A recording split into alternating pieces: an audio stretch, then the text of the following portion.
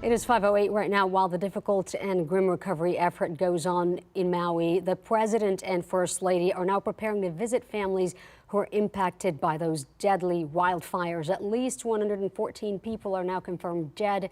And as the recovery effort continues this morning, so does the healing. Hundreds of children and teens were affected by the fires, and the community events are popping up aimed at bringing a smile to their faces. They're overwhelming us with ice cream. They're getting school supplies. Seeing the kids being able to play and laugh and smile, this is huge. This is a big deal. So just last night, actually, local performers came together for a benefit concert with 100% of those proceeds going to Maui's hard-hit communities.